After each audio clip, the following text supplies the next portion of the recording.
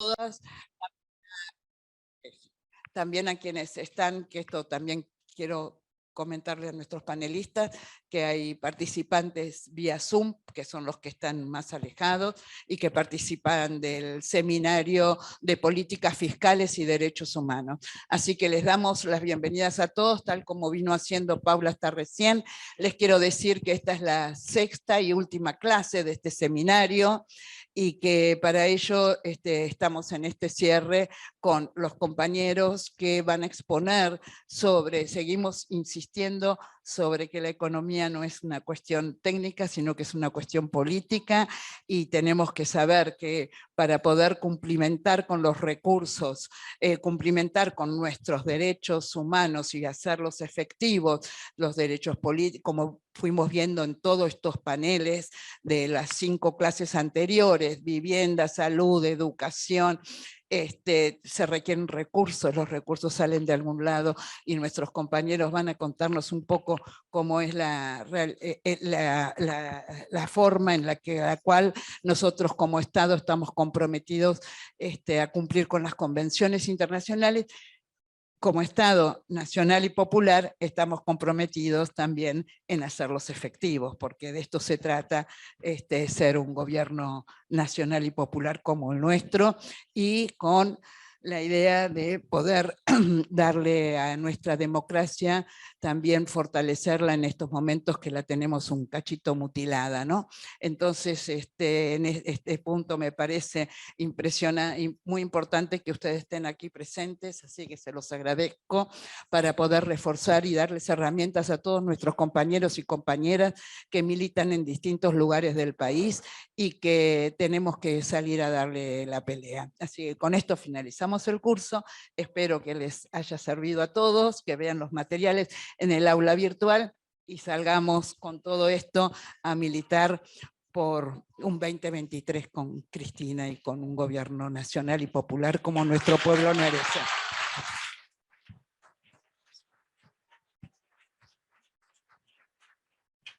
Entonces está Sofía Dicola, compañera de Juventudes, Delfina Rossi, economista, Amado Vudú, no sé, ¿qué es Amado Vudú? De todo. Bueno, Alejandra Canaro, economista de CONICET, Santiago Franchina, compañero también economista. Y del PAMI, perdón, dije CONICET y PAMI, tenés razón, y Santiago, economista y del ANSES y del Patria. Bueno, así que empezamos con Sofía. Bueno, buenas tardes a todos y a todas.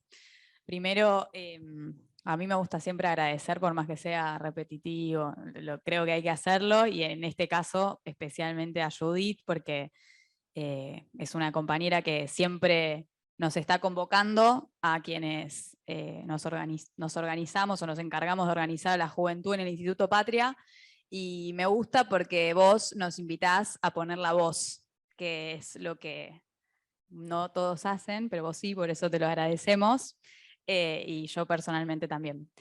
¿Qué decir sobre este tema estando al lado de personas que saben, obviamente, muchísimo más que yo del tema y de muchas otras cosas, pero sí me gusta que me siento de igual a igual en nuestro carácter de militantes, que eso es lo que importa y que me parece que es lo que caracteriza a la formación política que hace este instituto.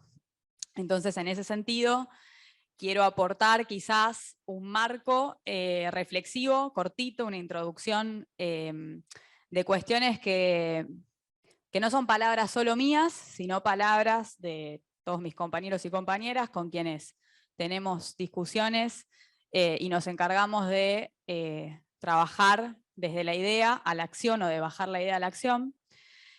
Y este curso es sobre política fiscal, ¿no? Y derechos humanos y redistribución. Y me parece muy importante empezar diciendo que, como vos cerrabas recién, Judith, diciendo, bueno, nos tenemos que preparar para dar la pelea por lo que viene, ¿no? Para tener un gobierno nacional y popular el 10 de diciembre de este año, de cara al 2023. Y creo que sí, que justamente hoy estamos de nuevo frente a la discusión o la disputa de dos modelos de país, Uno, que es un modelo de país soberano, democrático, con justicia social, y otro, que es una colonia que quiere llevarnos no a un sistema democrático con justicia social, sino a un sistema de castas, con exclusión y con desigualdad, y sobre todo a un sistema profundamente antidemocrático. ¿Y por qué digo esto? Me interesa decir tres cosas o ir por tres ejes. Primero, ¿en qué estado está nuestra democracia? Segundo, ¿a qué nos convocó Cristina? Y es a donde creo que se inserta este curso, que es a discutir un programa de gobierno. Y por último, ¿cuál es, si se quiere, lo que nosotros creemos que tiene que ser el rol de la juventud peronista en esa discusión? En primer lugar, parto por la democracia porque no podemos obviar que hoy, 9 de mayo del 2022, hay una Corte Suprema, 3 jueces de la Corte Suprema, que impugnaron y dieron de baja 2 comicios próximos en 2 provincias de nuestro país, en San Juan y Tucumán.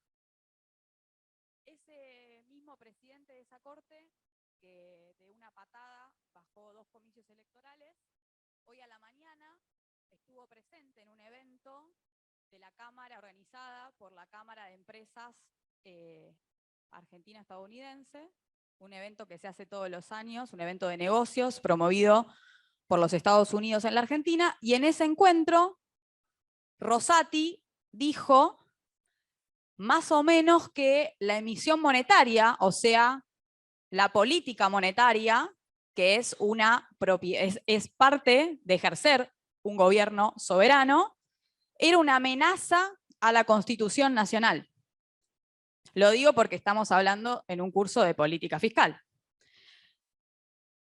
¿Y qué nos está diciendo Rosati antes de impugnar 2 elecciones, diciendo que la emisión monetaria es anticonstitucional? ¿Qué nos está transmitiendo? Desde mi punto de vista, nos está transmitiendo un mensaje mafioso, porque lo que nos está diciendo es que si nosotros hacemos ejercicio de nuestras facultades soberanas, puede que la Corte no esté de acuerdo e intervenga. Bueno, Cristina siempre, o en los últimos tiempos, pero creo que siempre lo dijo, que todo tiene que ver con todo, ¿no? Y en su último discurso, en esa clase magistral que dio en la inauguración de la Escuela Justicialista Néstor Kirchner, comentó algo muy concreto, ¿no?, sobre esto, que básicamente que hoy la Argentina se encuentra sometida a una condicionalidad estricta que tiene que ver con el acuerdo actual que tenemos con el Fondo Monetario Internacional. ¿Y qué es lo que nos pide el fondo? ¿No? Ajuste, que no gastemos. ¿Y qué es lo que nos dice Cristina en ese discurso? Nosotros sobrecumplimos, ¿no?, con esa meta de déficit fiscal que nos había puesto el FMI, que era el de 2,5, nosotros gastamos 2,3, y ahora nos piden 1,9. Es decir, que frente a una actitud de cumplir, nos apretaron más. ¿Y qué nos dice hoy Rosati como nota al pie para no olvidarnos de eso? Que también, si nos atrevemos a gastar un poquito más, quizás no seamos constitucionales. Bueno, eso fue el día de hoy, digamos. No tuve ni que abrir un libro, ni abrir un diario, ni gastarme en ver lo que pasó ayer. Esto pasó hace horas. Y me parece importante que nosotros enmarquemos nuestras discusiones y nuestras reflexiones sobre cómo queremos pensar nuestro sistema tributario, la estructura de nuestro sistema tributario argentino, en las condiciones de esta democracia. Que es una democracia que, como siempre dice Oscar Parrilli, senador nacional y presidente de este instituto, es una democracia mutilada. Y no es una democracia mutilada por cualquiera. Es una democracia mutilada por una Corte Suprema de Justicia mafiosa, rehén, no de cualquier poder, sino de los poderes fácticos que quieren tener el total predominio de la decisión en nuestro país. Y esa democracia mutilada tiene una característica que no es solamente de la Argentina, ¿no? Es una democracia que comparte problemas estructurales con el resto, por lo menos, del mundo occidental, que es lo que tenemos más cerca o en donde muchas veces queremos reflejarnos o mirarnos, ¿no?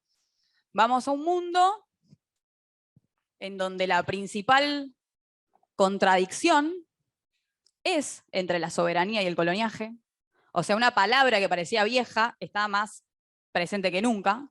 O sea, hoy la discusión sigue siendo si somos soberanos y tenemos, por ejemplo, política monetaria autónoma y soberana, o somos una colonia y nos sometemos directamente a lo que nos pida el fondo y sus adláteres o sus sátrapas, ¿no? Quienes se encargan de que esas recetas se cumplimenten sin tener en cuenta el margen nacional. Y ese mundo, digamos, donde está inserto en nuestro país, también está atravesando por estas discusiones. O sea, hoy, si nosotros vemos, bueno, ¿cuál es el problema que imprime de sentido a todos los problemas que hoy vemos en nuestras sociedades? La puja distributiva entre el capital y el trabajo. No solamente cómo vamos a agrandar la torta, que es una discusión, cómo hacemos para que el Estado recaude más y cómo hacemos para generar más riqueza, sino quién se queda con ese excedente de riqueza. Y esa puja distributiva está constantemente en las discusiones cotidianas de todos los temas o de todas las políticas que se discuten, que se piensan y se trabajan, ¿no? Y yo hoy miraba algunos datos y hay como características, ¿no? Primero hay falsos debates y después hay características estructurales, ¿no? Que tendríamos que discutir. Pero me interesa ir por los falsos debates, que son estas cosas como que se instalan en los 15 segundos de TikTok o de lo que sea. El tema es, ¿no? Parece que la discusión es impuestos sí, impuestos no. Si tenemos que cobrar impuestos o no cobrar impuestos. Me parece que la pregunta que nos tenemos que hacer es ¿a quién le tenemos que cobrar impuestos y en función de qué? O que para hacer nuestro sistema previsional en el sistema actual más estable o más robusto, tenemos que aumentar la edad jubilatoria. Yo le diría a quienes sostienen esa teoría que miren lo que está pasando en Francia, que Macron fue en contra de la voluntad de su población, aumentó la edad jubilatoria y le prendieron fuego París. Y eso está pasando en el supuesto primer mundo. Bueno, otra falacia. ¿Por qué no discutimos entonces, o por qué no discutimos mejor, y acá sí me meto quizás en algo que generacionalmente nos preocupa, que es en generar trabajo registrado, que los jóvenes puedan trabajar en condiciones de dignidad y aportar a robustecer un sistema previsional? ¿O por qué no tenemos un sistema previsional, como supimos construir en los gobiernos de Néstor y Cristina, que tienda a ser solidario y a ver dónde o cómo robustecemos las debilidades de ese sistema? Yo hoy mencionaba, por ejemplo, otra cuestión que le mencionaba a Judith al principio. Se habla mucho también de que la otra pata o la otra debilidad del sistema previsional actual es la baja tasa de natalidad, ¿no? Cómo fue bajando incluso en nuestro país y sobre todo, hay datos muy concretos, del 2015 a la actualidad, eso fue decreciendo cada vez más. Y algunos dicen, bueno, ese es el problema el problema es la IVE, ¿no? Parece que ahora como hay interrupción voluntaria del embarazo, ese es el problema de que baja la tasa de natalidad. Me parece que es más profundo el problema, ¿no? Digo, también es verdad que se redujeron, por ejemplo, los embarazos tempranos, lo cual es buenísimo, porque quiere decir que no hay niñas y adolescentes que quedan embarazadas. Pero hay un problema que es más profundo, que tiene que ver con qué expectativa o qué esperanza le generamos a los jóvenes para que quieran forjar una familia y tener hijos. Digo, no sé si se habla mucho de eso. Me parece que eso también tiene que ver si vamos a discutir un sistema previsional, por ejemplo. Y para ir cerrando ya, digo, bueno, me parece importante enmarcar esta discusión en el estado de la democracia que tenemos, eso ya lo dije, en la contradicción principal que creo, o en el principal problema que creo que es la puja distributiva entre capital y trabajo, Y quiero cerrar con un ejemplo concreto. Voy a poner de ejemplo una política que impulsó Oscar como senador, cuando el año pasado, en el medio de la crisis, digamos, de divisas que conocemos, que tenemos, y la crisis de ingreso de dólares que tenemos, lo que hizo fue ir a ver dónde había que tocar para recaudar más, ¿no? En lugar de decir, bueno, hay que ajustar acá, bueno, vamos a ver dónde tenemos que ir a buscar los dólares. Y después de 30 años, pudimos sacar el reintegro a las exportaciones de litio, entre otros productos, que representaban un subsidio indirecto a los derechos de exportación y a las regalías que las empresas mineras litíferas le pagaban a las provincias. ¿Y qué se hizo? Se dio de baja ese reintegro. Y se recuperaron más de 40 millones de dólares, que era lo que se había perdido en un año. Eso se hizo con una política de gestión actual, con el margen de posibilidad que había, pero se hizo una política transformadora, con algo simple, ¿no? ¿Por qué pongo de ejemplo esto? Porque muchas veces repetimos, ¿no? Que no tenemos margen de maniobra, que no podemos hacer políticas transgresoras, que la correlación de fuerza no nos da, y a veces hay que ser ingeniosos y hay que ver con lo que tenemos qué podemos hacer. Y para cerrar, digo, hace muy poquitos días se cumplieron 104 años del natalicio de Evita. Si hay dos personas que llegaron a tocar el punto más alto de conciencia nacional de la Argentina, fueron Eva Perón y Cristina Kirchner, desde mi punto de vista. Junto con Perón y junto con Néstor. ¿Y por qué digo eso? Porque me parece que lo que hoy tenemos que hacer, desde los lugares, digamos, de discusión política, desde los lugares de la militancia, es romper con ese dogma ideológico de que en los momentos de crisis o donde el margen parece chico hay que ser moderados. Me parece que en los momentos de crisis y en los momentos donde más difícil se pone, tenemos que animarnos a ser transgresores, a ser transformadores y sobre todo a ser creativos. Digo, en otro momento quizás tengamos más tiempo, o si hay tiempo, para explicar un poco más lo que hizo Oscar con el tema de los reintegros, que parece un tecnicismo, pero detrás de eso hubo una respuesta que no implicaba ajustar el bolsillo a un trabajador, sino ir a buscar un excedente de riqueza donde había que ir a buscarlo. Así que bueno, eso, gracias.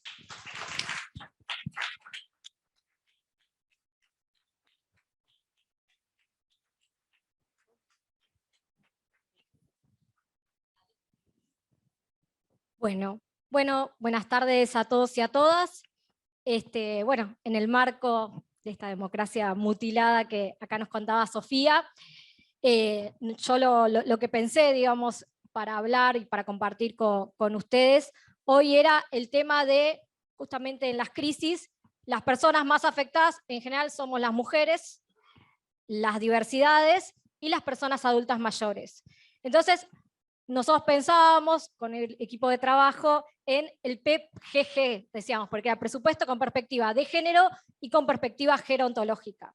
Entonces, primero explicar un poco esto, ¿qué es el presupuesto? El presupuesto no es otra cosa que un límite de los recursos y los gastos que le impone el Congreso al Poder Ejecutivo y debería ser el reflejo de las políticas que se dan. Un gobierno debería definir qué es lo que quiere hacer y después pensar cómo lo quiere financiar y a quién va a llegar con ese gasto. Entonces, bueno, y tiene que ser parte de la política de redistribución, digamos, porque el Estado, a través de la política fiscal, lo que tiene que hacer es, a través de los impuestos y del gasto, extraer recursos de aquellos que tienen una capacidad de contribuir más, una capacidad contributiva mayor, y generar, digamos, a través del gasto público, ir a los sectores más vulnerables. Sectores, que también lo quiero aclarar, esto ayer cuando repasaba, siempre se habla, digo, y todavía me pasa en PAMI, te debe pasar a vos en ANSES, todavía hablamos de beneficiarios, y la verdad es que ya no se usa más la palabra beneficios, porque no es el Estado benefactor dando una ayuda, sino que son sujetos de derecho que tienen derecho a una jubilación digna, a una vejez, bueno, y a un montón de cuestiones que ahora vamos a repasar. Pero bueno, en base a esto tenemos que ver cómo financiamos el Estado y en qué gasta ese Estado. Y bueno, y el presupuesto con perspectiva de género es justamente, y con perspectiva gerontológica, es la herramienta a través de la cual nosotros, sabiendo que esta sociedad es desigual y que la distribución del ingreso no es justa, tenemos que intervenir porque justamente el objetivo de este presupuesto es achicar las brechas. Bueno, hay brechas de igualdad, hay brechas en las mujeres, en los adultos mayores, y bueno, ¿cómo hacemos a través de la política fiscal para achicarlas? Bueno, el presupuesto con perspectiva de género y el presupuesto gerontológico son dos herramientas. Primero, repasar y recordar un poco para ver dónde podemos influir. Ustedes saben que el ciclo presupuestario, que está definido en la Constitución de la Nación, quien hace el presupuesto, quien lo arma a través de un proceso muy largo, es el Poder Ejecutivo. Bueno, en el Poder Ejecutivo es importante que todos nuestros funcionarios y funcionarias tengan esta perspectiva de género y perspectiva gerontológica para poder pelear para incluir cada una de estas políticas en el presupuesto. Y después este presupuesto se envía al Congreso, que es quien sanciona la ley de presupuesto, y también ahí es importante que las legisladoras y los legisladores, digamos, tengan esta perspectiva de género, esta perspectiva gerontológica, para, en el caso de que sea necesario, imprimir modificaciones. Y también es importante la participación de la sociedad a través de las comisiones para ir y pelear por estas demandas y generar estos cambios en el presupuesto. Una vez que el presupuesto se aprueba, va al Ejecutivo, quien es quien lo ejecuta, y esto también es muy importante, porque no solamente es importante que haya políticas con perspectiva de género y que tengan un presupuesto, sino que después ese presupuesto se ejecute. Muchas veces pasa que uno ha peleado para alguna partida presupuestaria, la ha logrado, y después la ejecución termina haciendo nada, bueno, no nos sirve para nada. También tenemos que hacer el seguimiento y el control para ver que se ejecute esas partidas presupuestarias que logramos poner para achicar las brechas de género o las brechas que hay en los adultos mayores. Entonces, una vez que logramos eso, bueno, después obviamente hay que controlarlo, se aprueba la cuenta de inversión y hay organismos de control para ver todo esto. Bueno, después, ¿qué? Y esto también es importante, ¿qué no es un presupuesto con perspectiva de género? Porque muchas veces cree que el presupuesto con perspectiva de género es el presupuesto del Ministerio de las Mujeres. No, queremos achicar las brechas, queremos que el Estado intervenga, y si tenemos problema en el acceso al trabajo o tenemos problema en el acceso a la jubilación, que el Estado intervenga y achique esas brechas.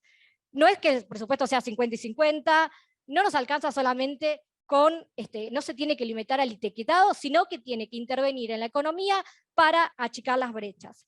Y acá Argentina utiliza el etiquetado, y a partir en 2019 se empezó a armar muy tímidamente.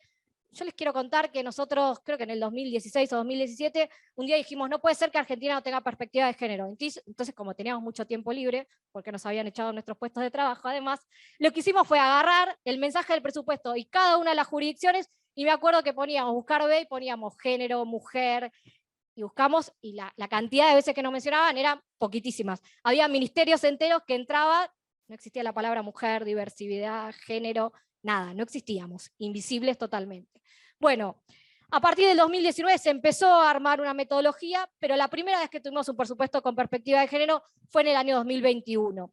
Y también acá, así como tenemos, también como tenemos una democracia mutilada, también les quiero recordar que en los últimos 4 años no tuvimos 2 presupuestos, digamos, hubo 2 presupuestos, que no sé si todos saben, pero la ley de administración financiera prevé que cuando no se aprueba un presupuesto se tiene que prorrogar el del año anterior y se les hacen las modificaciones que sean necesarias. Bueno, en los últimos 4 años, en 2, no tuvimos presupuesto. Así que eso también es una limitación para todo esto que decía del ciclo presupuestario y poder pelear por estas políticas con perspectiva de género y perspectiva gerontológica. Pero bueno, finalmente llegamos.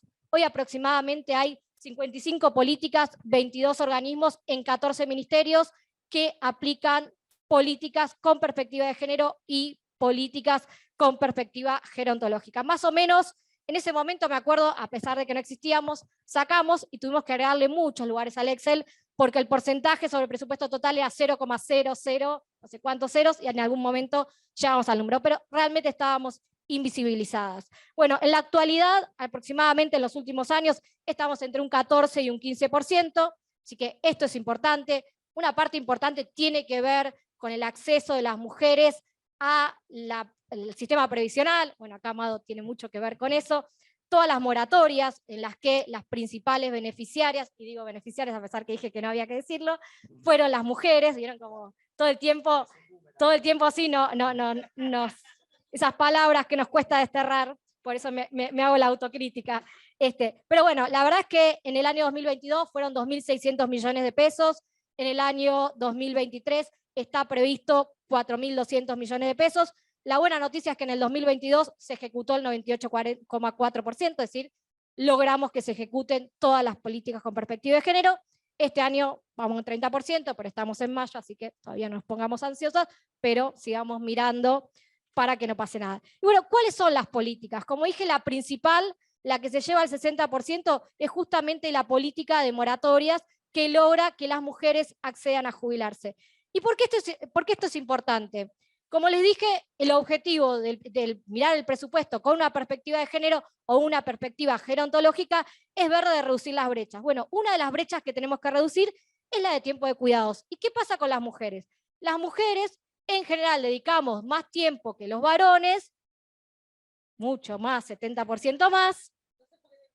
Bueno, me acordé de Delfina y sus niñes, mucho tiempo más a las tareas de cuidado. Entonces, ¿esto qué hace? Dificulta que podamos salir a buscar un trabajo en las mismas condiciones que los varones, que accedamos a ese trabajo, que ese trabajo sea remunerado, registrado, y que además consigamos que ese trabajo lo tengamos durante 30 años para juntar los aportes y poder acceder al sistema previsional. Bueno, en el medio, ¿qué pasa? Es que esto no sucede. Entonces, si no hubiese moratorias, y es increíble que hace poco discutimos una moratoria, solamente 1 de cada 10 mujeres podría haber accedido a jubilarse. Y en el caso de los varones, tampoco la panacea, 3 de cada 10. Entonces digo, miren lo importante que es y cómo una política con perspectiva de género y perspectiva gerontológica logra el objetivo, que es reducir la brecha de acceder al sistema previsional. Entonces, por ese lado estamos bien. Hay un programa también, que es bastante tímido el presupuesto, debería ser un poco más, pero vamos avanzando, que es en el Ministerio de Obras Públicas, que en ese momento cuando yo buscaba no existía nada, ahora hay un programa por el cual se prevé construir 300 espacios de cuidado, porque las mujeres para salir a trabajar, si tenemos hijos, elegimos tener hijos, tenemos que tener dónde dejar a nuestros hijos. Entonces, bueno, es importante también, y es otro programa a través del cual el Estado genera una reducción de las brechas. Pero faltan, porque, como les dije, una de las cuestiones que nos pasa es que tenemos que acceder a un trabajo registrado. Bueno, lamentablemente, y es algo por las que todas y todos deberíamos pelear, es cuando buscamos en el Ministerio de Trabajo o en el Ministerio de Producción, no hay programas específicos que tiendan a reducir la brecha de acceso a un trabajo registrado para las mujeres. Y digo programas de verdad, porque me acuerdo que en el macrismo había un programa muy gracioso que estaba dentro de los programas con perspectiva de género, que se llamaba Desayuno con Mujeres Empresarias. No es lo que nos interesa a nosotros. Definitivamente eso no. Queremos programas que tengan herramientas específicas para que las mujeres podamos acceder a un trabajo registrado de calidad y con aporte. Entonces, bueno, esas son, digamos, tenemos un punto a favor, el acceso al sistema previsional, pero todavía nos cuesta acceder y ahí nos quedamos con una tarea para poder hacer. Bueno, ¿y por qué es importante esto? Porque las brechas laborales son gigantes. La tasa de actividad es 70% para los varones, 50% para las mujeres. Datos del INDEC del último cuatrimestre del 2022, es decir, hace nada. La tasa de empleo lo mismo, 66% para los varones, 47% para las mujeres. Y la tasa de desempleo, ahí sí, tenemos más. Lo que tenemos que tener más, tenemos menos. Pero bueno, la tasa de desempleo, los varones tienen un 6 y las mujeres tenemos un 6,7. Y esto se duplica cuando vamos al segmento de las mujeres entre 14 y 29 años. Ahí se duplica la desocupación, tanto en varones como en mujeres, pero siempre las mujeres tenemos un poco más. Así que bueno, ahí nos queda la tarea. Bueno, y después, cuando uno piensa en el presupuesto, no solamente tiene que pensar en cómo gasta, sino cómo recauda. Y la verdad que acá sería importante, el sistema tributario es un sistema que tenemos que discutir, y además de ser una herramienta de distribución del ingreso, tiene que ser una herramienta que también, digamos, si vamos a buscar políticas, por ejemplo esta que nos quedamos como tarea para que en el Ministerio de Producción o en el Ministerio de Trabajo se genere un programa para que las mujeres podamos acceder, también tenemos que pensar cómo financiarlo. Y cuando tenemos que pensar cómo financiarlo es importante pensar en los impuestos, porque por ejemplo, el impuesto al valor agregado, que explica casi un tercio de nuestra recaudación, es un impuesto que las mujeres, porque tenemos las jubilaciones mínimas, porque tenemos los salarios más bajos, pagamos mucho más en proporción a nuestros ingresos que los varones. En cambio, cuando vamos, por ejemplo, al impuesto a las ganancias, el 70% de los que pagan impuesto a las ganancias son varones. ¿Por qué? Porque las mujeres ganamos menos. Y cuando vamos al impuesto a los bienes personales, ahí es mucho peor. Bueno, más o menos igual, el 65-70% es de los varones. Es decir, los varones son los que ganan más y los que tienen patrimonio. Entonces sería importante también pensar en el sistema tributario cómo impuestos a la renta o impuestos al patrimonio financian estas políticas para achicar las brechas en vejez y con políticas de género. Y bueno, y después las políticas de género que tienen que ser transversales a todos los ministerios y además interseccionales, es decir, tenemos que relacionarlas con cada una de las variables. La verdad que no es ajena a la variable de la edad. ¿Por qué? Básicamente porque cuando vamos a ver los datos de las personas adultas mayores, el 57%, más de la mitad de las personas mayores a 60 años son mujeres. Y cuando vamos a los 75 años, un 5% más. El 63% son mujeres. Entonces, miren si es importante combinar las políticas con perspectiva de género con las políticas gerontológicas. Y además hay otra cosa también que es importante, que es no envejecemos todos igual, digamos, depende en qué clase social hayamos nacido, digamos, nuestra etnia. Por ejemplo, las personas trans, nos tenemos que dar una discusión. Nosotros, la edad de acceso a la jubilación son 60 años y el promedio de vida de las personas trans es mucho más bajo. Entonces tenemos que ver, ahí también el Estado tiene una deuda y tiene una brecha que achicar a través de una política fiscal, una política pública que se ocupe de esto, porque las personas trans no llegan a jubilarse porque no llegan a cumplir 60 años. Y esto es un tema que es para tratar.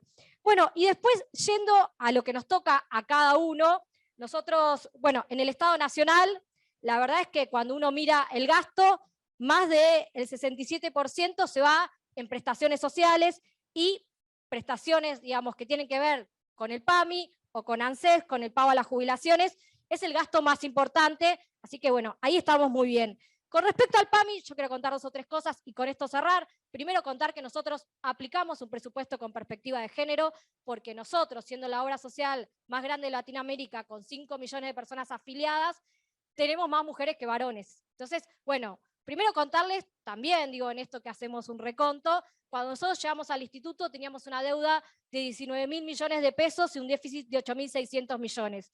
Bueno, el presupuesto que nos habían dejado, el presupuesto del 2019, era el presupuesto más bajo. Cuando uno miraba para atrás todos los presupuestos del PAMI, era el presupuesto más bajo de los últimos 13 años, y además en el 2006 había 1 millón de afiliados menos, porque por las moratorias la gente no se podía afiliar, no había moratorias, cuando empezaron a haber moratorias se afilió más gente, y hubo más afiliados que el PAMI atendió. Bueno, ese presupuesto hoy aumentó un montón. Además, una cosa importante y un buen ejemplo de cómo un impuesto puede cumplir con esto que decíamos de redistribuir el ingreso. El impuesto país es un impuesto que se sancionó en el 2015, en el 2019, cuando estábamos por asumir el gobierno, y básicamente lo que hace es extraer recursos de aquellas personas que tienen la posibilidad de viajar al exterior, de ahorrar en divisas, o de tener gastos en el exterior, y lo que hace con esos recursos, en un 70% de lo que se recauda, va a ANSES y a PAMI, es decir, para cubrir el pago de las jubilaciones, pensiones y garantizar la salud de esas personas. Bueno, este impuesto, que la verdad que implicó un salto importante en ingresos para el instituto, posibilitó, además de que hoy tengamos las cuentas equilibradas, que generemos la política de medicamentos gratis, que es una política con perspectiva de género también, porque las personas adultas mayores son en su mayoría mujeres. Nosotros cuando aplicamos el presupuesto en el 2021 con perspectiva de género para PAMI, era el 18% del presupuesto. En el 2023, y con todas estas dificultades, que como no se aprueba el presupuesto nacional y se prorroga, nosotros tuvimos que hacer lo mismo, pero hoy estamos más o menos en un 32%, así que casi duplicamos lo que se aplicaba cuando empezamos. Y en el tema de medicamentos gratis, quiero contarles que 4 de cada 10 personas hoy acceden a todos sus medicamentos gratis. Muchos de ustedes seguramente son afiliadas y afiliados a PAMI y seguramente van a poder corroborar lo que estoy diciendo. Y 9 de cada 10 por lo menos acceden a un medicamento gratis. Nosotros estamos llegando estamos dispensando 5 millones de medicamentos gratis mensuales a más de 3 millones de personas, de los 5 millones que tenemos afiliados, y el 64% de las personas que están, digamos, disfrutando, no sé si disfrutando, pues si uno toma medicamentos no sé si disfruta tanto, pero bueno, que se beneficia con esta política son personas mujeres.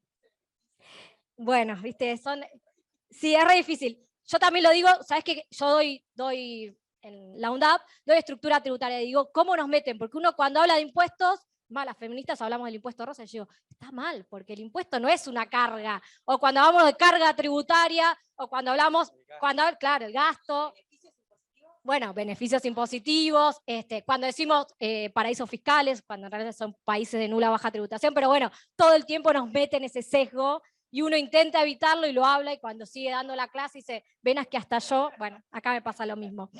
Pero bueno, básicamente para ir terminando, el 54% de las mujeres que reciben medicamentos gratis son personas que cobran hasta un haber mínimo, y en el caso de los varones es el 48%, así que nada, esto para que vean que tiene una perspectiva importante en el género. Bueno, se ahorran más o menos, el último dato, 11.000 pesos, es decir que es un salario indirecto de un 15, un 16%, depende la jubilación que tomen. Y bueno, también decirles que a través de Moni, acá, nos queda por dar la pelea, Mónica, que también otra de las políticas que estamos impulsando, además de la libertad de elegir, para que las personas puedan elegir dónde atenderse, la implementamos hace más de un año y ya dimos más de 22 millones de turnos, también estamos impulsando los 10 derechos, y los 10 derechos, me parece que con esto terminar, son 10 derechos que tenemos que también ponerlos en agenda, y cuando pensemos el próximo presupuesto con una perspectiva gerontológica, tenemos que ver que las personas adultas mayores accedan, digamos, que tengan como derecho la igualdad, la no discriminación por razones de vejez, el derecho a la vida y dignidad en la vejez, el derecho a la independencia, a la autonomía, el derecho a la participación e integración comunitaria, el derecho a la seguridad y una vida sin ningún tipo de violencia, el derecho a recibir cuidados a largo plazo, el derecho a la seguridad social, el derecho a la salud, a la educación, a la recreación, esparcimiento y deporte. Son de derechos que tenemos que pelear para que se incorporen en el próximo presupuesto con una perspectiva de género y gerontológica. Así que muchísimas gracias.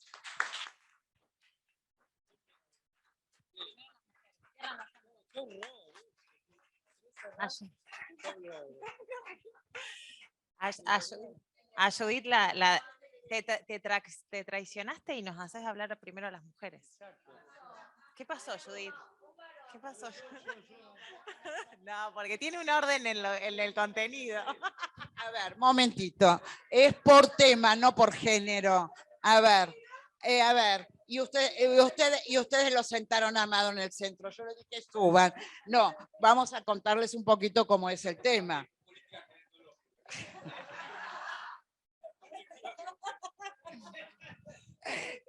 No, no es así. El tema es que el eje principal de hoy era trabajar, porque como ya habíamos visto algunos temas de precisamente Juventudes estuvo en el panel de la semana pasada, y vimos también nos quedaba pendiente todo el tema de la protección en los servicios sociales. Por eso trajimos un economista que nos habla de eso y el ANSES. Pero si quieren lo hacemos ahora y después lo hace Delfina. Y Delfina, te quiero decir que tenés el PowerPoint a tu disposición.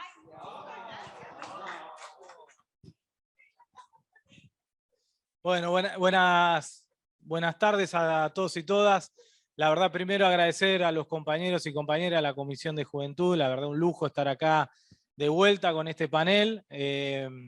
Nada, y retomando un poco lo que dijo Ale, que la verdad una exposición excelente, complementándolo con ANSES, ¿sí? Algo que se dijo de los sistemas previsionales, ¿sí? Nosotros nos instalaron en el gobierno de Macri, instalan todavía, no solo acá, sino a nivel mundial también, de que los sistemas previsionales están quebrados, ¿sí? Con esta idea de sacan la cuenta de activo por pasivo, entonces crece se extiende la tasa de mortalidad, baja la tasa de natalidad, Entonces, obviamente, vamos a sociedades donde si uno hace la cuentita matemática de activo contra pasivo, y bueno, nunca le va a dar como eran los sistemas previsionales en la década del 40 y 50 cuando aparecieron, ¿sí? La década del 40, 50, cuando aparecieron los sistemas previsionales, sí, obviamente, el mercado de trabajo era otro, la cantidad de activos alcanzaban, está bien, hablar de activo y pasivo está mal, ya sé, Ale, pero bueno, sí, bueno, le pongan pip cada vez que uno dice alguna de esos conceptos. La cantidad de activos alcanzaban para financiar a la mal llamada cantidad de pasivos, y eran los sistemas previsionales contributivos, como los conocemos nosotros comúnmente, ¿sí? Y obviamente a partir de los 70 esto empezó a cambiar a nivel mundial, y en la Argentina en particular, primero porque se modificó el mercado de trabajo, ¿eh? Crece no mundo de trabajo, exacto. Crece con los modelos neoliberales, crece el desempleo, crece la informalidad, bajan los salarios, y al mismo tiempo que se desarticula el mundo del trabajo, con estas cuestiones, empieza también a extenderse el tema de la mortalidad. Bueno, todo eso empieza a dar una ecuación en términos de activo y pasivo que es inviable. Y obviamente inviable en ese sentido. Y aparecen los sistemas previsionales mixtos, no solo en la Argentina, sino a nivel mundial. ¿Qué significa esto? Que parte del sistema previsional se empieza a financiar con impuestos. Hoy el 45% de los recursos que percibe ANSES son recursos tributarios. Nosotros, hay un dato que se sabe poco, pero el 11% del IVA se coparticipa con ANSES para pagar, entre otras cosas, jubilaciones y pensiones. Entonces, y claro, uno dice, cuando uno le dicen, che, los sistemas previsionales están quebrados, te hacen esa cuenta falsa, errónea, que ya no va más, de activo por pasivo. Y los sistemas previsionales no quiebran porque no son una empresa. O lo financiás o no lo financiás. Y eso es una definición política. Obviamente, aquellos que instalan la idea de que el sistema previsional está quebrado es porque detrás lo que quieren hacer es no financiarlo. Y quieren sacar impuestos. Entonces, esto es importante porque detrás de esto está la discusión de moratoria sí, moratoria no. Porque si yo digo solamente tengo el concepto de sistemas previsionales contributivos, entonces solo se puede jubilar el que aporta. Y el que no aporta, bueno, si uno empieza a analizar los sistemas previsionales, cómo están funcionando, ¿quién paga IVA? Todos. Entonces todos están financiando el sistema previsional argentino. Entonces todos tienen derecho ¿a qué? A jubilarse, y el Estado tiene la obligación de jubilarlo. Entonces no hay la discusión de moratoria sí, moratoria no. La moratoria hay que hacerla. Son obligación del Estado Nacional. Porque aquel que no tuvo los 30 años de aporte, y después podemos discutir por qué no tuvo los 30 años de aporte, ¿sí? Que es una discusión válida, sin embargo también financió el sistema previsional porque consumió, pagó IVA y financió el sistema previsional, entonces está colaborando con ANSES, financia el sistema previsional. Cuando llega la edad jubilatoria tiene que jubilarse. Y nosotros tenemos la obligación de jubilar. Y por eso la moratoria. Y después podemos discutir los 30 años de aporte. Ale dijo un dato que es así. Las mujeres se jubilan a los 60 años de edad. Cada 10 mujeres que llegan a los 60 años de edad, solamente una tiene los 30 años de aporte. El 90% de las mujeres que llegan a los 60 años de edad no tienen los 30 años de aporte. Y en los varones, que es a los 65, cada 10 varones que llegan a los 65 años de edad, solamente 3 tienen los 30 años de aporte, con la cual el 70% de los varones tampoco se podría jubilar. ¿Qué hizo el macrismo? Construyó un sistema previsional de primero y un sistema previsional de segundo con la famosa PUAM. Entonces le dijo, el que no tiene 30 años de aporte, que se vaya a la PUAM, que es primero naturalizar o legitimar la extensión de la edad jubilatoria a la mujer. Porque si solamente una, cuando llega a los 60, porque la PUAM la mujer la puede percibir a los 65 años de edad, con lo cual tiene que esperar 5 años más, es el 80% de la jubilación mínima, no es pensionable, ¿sí? Entonces, para saldar eso, ¿qué haces? Bueno, la moratoria. Nosotros tuvimos 2 moratorias, ¿sí? 2006 y 2014. Hoy el 70% de las mujeres que están jubiladas se hicieron por la jubilación de la moratoria de Néstor y Cristina. El 70% de las mujeres jubiladas. Exacto. Bueno, esa moratoria se terminó, la última moratoria vigente, que ya era mala porque el macrismo la había licuado, porque era una moratoria solamente para mujeres, que ya además podías tener pocos años de aporte. Nosotros se terminaba en diciembre y tuvimos una gran lucha en el Congreso para poder sacar la nueva moratoria porque la oposición no quería votar la moratoria, y en el plan económico que sacaron ya lo primero que van a discutir es el sistema previsional argentino. Por suerte el 28 de febrero, también torciendo el brazo al Fondo Monetario Internacional, sacamos la nueva moratoria, donde hoy tenemos el dato de que en los 2 años que perdura la moratoria se van a poder jubilar 800.000 argentinos, ¿sí? Ya, con lo cual, a esto le agregamos tarea del cuidado, ¿sí? Nosotros a partir de nuestra gestión le empezamos a reconocer a las madres un año de aporte por hijo o hija criado, ¿sí? 3 años de aporte si ese hijo o hijo tuvo la asignación universal por hijo, porque obviamente las mujeres tienen menos chances en el mercado de trabajo formar, pero las mujeres en los sectores populares menos todavía. Por eso las que cobran asignación universal por hijo, le reconocemos 3 años de aporte por hijo o hija. Y esto me parece que es importante porque le permite a las madres poder complementar los años de aporte para poder jubilarse, que con eso, más la moratoria, bueno, nada, se pueden jubilar. Y no solo la jubilación, el beneficio de percibir una jubilación mensual, que ya eso es un derecho impresionante, que tiene un aumento trimestral, es decir, 4 aumentos por año, sino además todo lo que nosotros denominamos la jubilación indirecta. Y acá la tarea más importante, la jubilación indirecta, los hacen nuestros compañeros de PAMI, porque además de la jubilación, a partir de tener jubilación, tienen a veces por primera vez una obra social.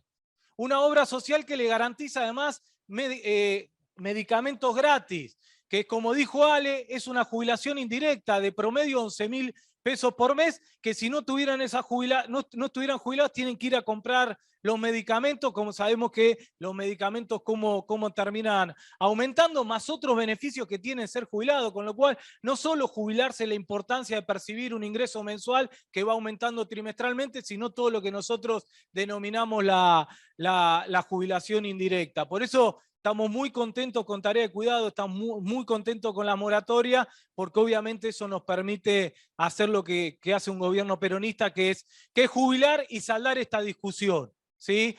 Todos están colaborando al sistema previsional, el sistema previsional es mixto, por lo tanto todos tienen derecho a una jubilación. Y el segundo punto que me interesa tocar en mi exposición es el famoso Fondo de Garantía de Sustentabilidad, ¿sí? Primero, nada, decir, la creación del Fondo de Garantía de Sustentabilidad tiene un culpable, que es el señor Amado Vudú, ¿sí? Nah. Amado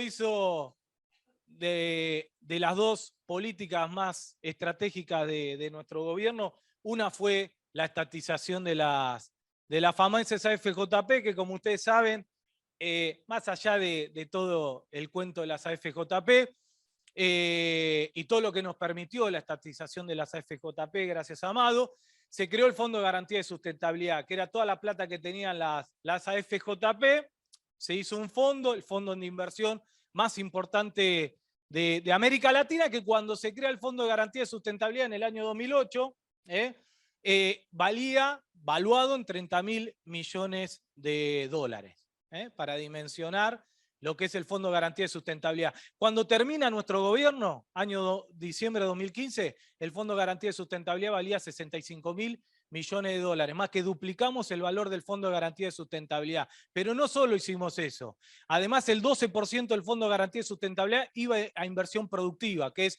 el famoso inciso L, que es invertir en proyectos productivos. Que además, ¿qué sirve eso? Bueno, si hay proyectos productivos, hay trabajadores. Si hay trabajadores, hay aportes y contribuciones. Si hay trabajadores, hay consumo. Todos esos recursos vuelven a nuestro organismo ANSES para pagar jubilaciones y pensiones más altas, con lo cual crea el círculo virtuoso de inversión productiva, desarrollo, crecimiento, consumo, generación de puestos de trabajo, más recursos para ANSES, más jubilación, más pensión, que permite además más consumo para seguir sosteniendo el crecimiento económico. ¿Qué hizo el macrismo en 4 años? Llevó el Fondo de Garantía de Sustentabilidad de 65.000 millones de dólares a 35.000 millones de dólares. En solo 4 años lo pulverizaron 30.000 millones de dólares. El inciso L lo llevaron de 12% a 3,5% incumpliendo con la ley, porque la ley del Fondo de Garantía dice que tiene que tener un piso del 5%, 3,5%. Lo pulverizaron y lo usaron para solamente la valorización financiera. Y además, ¿qué trataron de hacer? Que hicieron en parte vender acciones que tiene el Fondo de Garantía de Sustentabilidad a sus empresarios amigos. Bueno, más grave que esto, sacaron la ley de reparación histórica, una gran estafa que solo benefició a 900.000 jubilados, pero ninguno de esos jubilados era jubilación de la mínima. Pero además, ¿qué decía la ley de reparación histórica? Que para pagar la reparación histórica se iban a usar los fondos del blanqueo. ¿Se acuerdan que hicieron un blanqueo que metieron a sus familiares? Después Macri cambió la reglamentación y metió a sus familiares para que puedan blanquear, pero una vez que se acabara esa plata, porque ellos sabían que tarde o temprano esa plata se iba a acabar, ¿qué se iba a usar para pagar la reparación histórica? El Fondo de Garantía de Sustentabilidad. Y lo primero que se iba a vender, ¿qué era? Las acciones de las empresas. Y eso estaba por ley. ¿Sí? Obviamente, la reparación histórica como una jubilación, y acá también un mito, el Fondo de Garantía de Sustentabilidad no se paga una sola jubilación y pensión, que se entienda esto, y estaría mal que se haga así, porque el Fondo de Garantía de Sustentabilidad es un stock, y las jubilaciones y pensiones es un flujo. Es lo mismo que yo venda mi casa para pagar la luz. En algún momento la plata se me va a acabar y la luz la voy a tener que seguir pagando. Con lo cual, las jubilaciones y pensiones se pagan con recursos del Tesoro Nacional, ¿sí? O por aportes o contribuciones o por impuestos.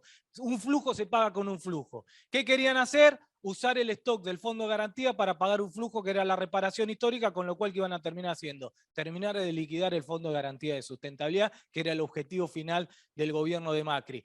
Eso iba a pasar en octubre de 2020.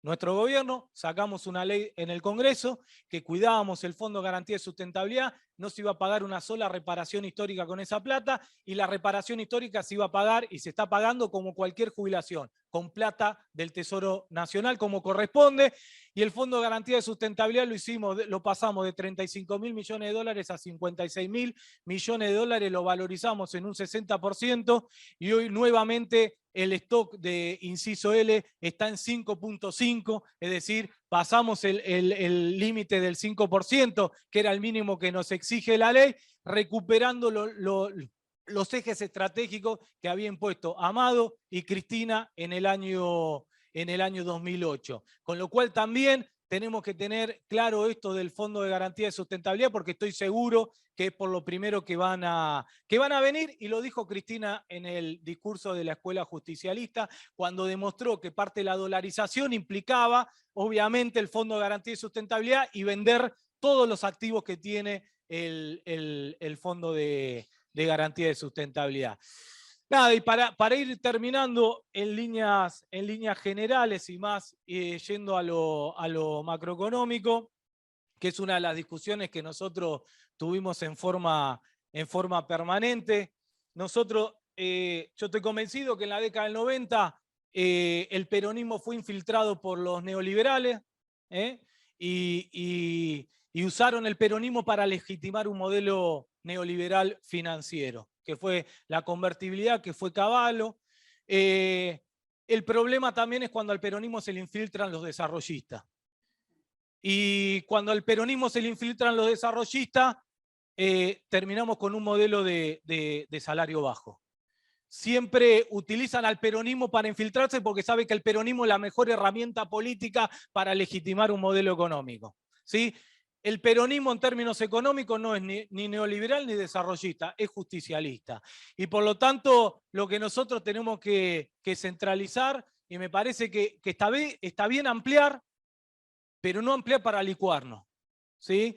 Porque perdemos nuestra base de sustentación y después del peronismo viene lo peor de la derecha, si perdemos nuestra base de sustentación, y legitiman el avance de los libertarios o la peor parte de Cambiemos. Por eso, nada, tenemos que terminar, como dijo Cristina, de construir una agenda, ¿sí? Un programa estratégico donde el eje ordenador de nuestro modelo económico sea la justicia social. Bueno, muchísimas gracias. Ya mucho no te escuchaba.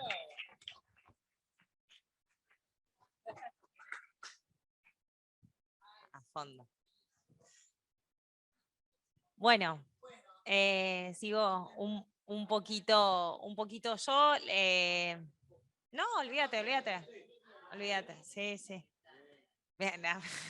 Igual ya encontré un par de errores, después te voy a pasar la versión final para que le subas la versión correcta. Perdonen, pero lo terminamos de hacer hoy.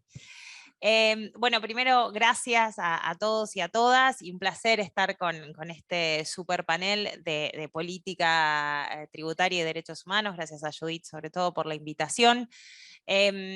Por supuesto, en un país como la Argentina, la compañera Sofía traía los dichos de Rosati el día de hoy sobre la emisión monetaria, y a veces, y me pasaba ayer hablando con otros economistas, es como que querés hablar de algo un poquito más allá y no puedes por el dólar, ¿no? Y el tipo de cambio y la emisión monetaria y qué pasa con la inflación y lo único. Entonces, esta es, yo creo que realmente la preocupación número uno de todos y todas, no solamente de los compañeros y compañeras que ocupan lugares de funcionarios públicos, sino yo creo que de cualquier militante, digo, nos debe preocupar y ocupar una inflación que en alimentos en la ciudad de Buenos Aires está arriba de un 10%, son las clases populares las que están pagando este desajuste, pero claramente me parece que tenemos que hacer un esfuerzo, ¿no? Un poco más de entender cómo sobrellevar esta situación, qué respuesta darle, qué quiere decir, también lo hablábamos con los compañeros en otra reunión, qué quiere decir esto de la economía bimonetaria, cómo buscar las salidas, y cómo un poco la política fiscal tiene que también mirar el dólar. Porque de hecho en la Argentina, yo pensaba recién en el programa de los medicamentos, bueno, los medicamentos gratis, la mayoría, no sé si tenés el dato, se importan. Algunos sí, otros no, muchos se importan, y muchos la industria farmacéutica te los dolariza por tener mercado internacional. Entonces también, es más, yo lo usaba como un ejemplo, mismo me había vacunado en medio de la corrida, cuando nos llevaron casi el dólar a 500, yo lo usaba como ejemplo de, bueno, pero la vacuna que me dieron estaba siendo importada al dólar oficial a 2.30, y eso no es menor, no es la misma las corridas que nos comemos lamentablemente en este gobierno, con control de cambios, que cuando el macrismo en el 2018 nos dejó todo desregulado, y ahí sí, cada supermarte de Levax volábamos por los aires, ¿no? Pero esto me parece que no podemos pensar una política tributaria de manual como si no viviésemos en una economía, llámenla bimonetaria, llámenla sin moneda. ¿Sí? Porque esto es importante, porque el cómo nos financiamos tampoco es lo mismo cuando necesitas pesos que cuando necesitas dólares.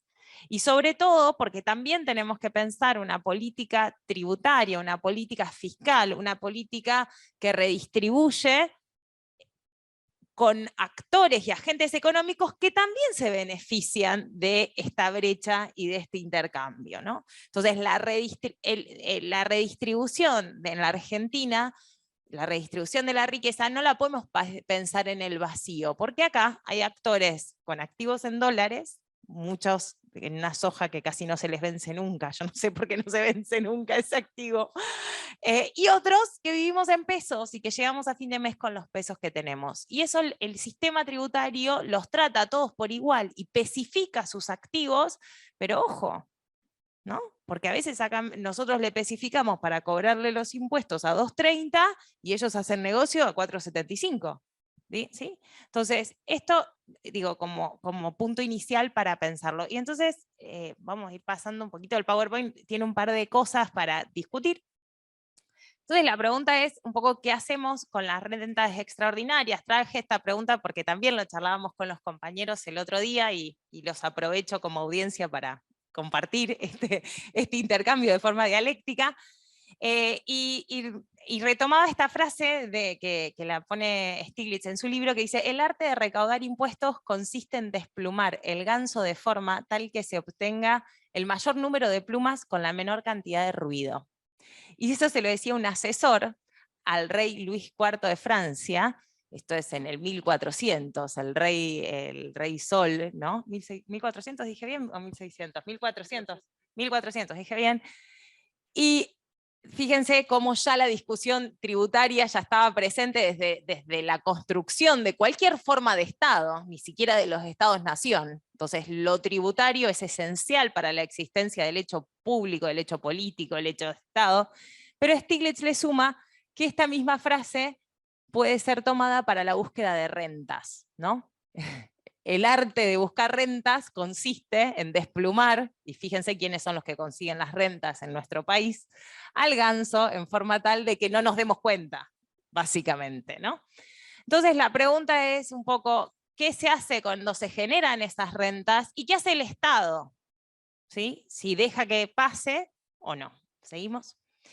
Acá, obviamente, las dos grandes miradas, y esto seguro que ya lo discutieron, pero simplemente lo repaso, es que el Estado siempre solamente tiene que actuar frente a fallas de mercado, o, una más, o tiene que involucrarse y buscar justamente reducir desigualdades, actuar desde la mirada de la justicia social. Así, impuestos progresivos o políticas retributivas, como mencionaban los compañeros recién, tienen un objeto mayor que no solamente el de cumplir o solucionar las fallas del mercado, como puede ser el desempleo o el hecho de que ninguna mujer llegue, hay muchos que lo justifican de esa manera, ¿no? A las políticas sociales, bueno, hay una falla del mercado que no genera empleo y entonces ahí está el Estado. La mirada, obviamente, nuestra es la de derechos humanos, y esto quiere decir cumplir con el objetivo de Naciones Unidas, de buscar reducir las desigualdades, pero sin embargo, y vuelvo a esto de la restricción externa, ¿qué pasa en nuestro país? Que no tiene moneda y que además le afectan los shocks externos. ¿Y qué queremos decir con esto de rentas inesperadas, ¿no? Y avanzamos un poquito más.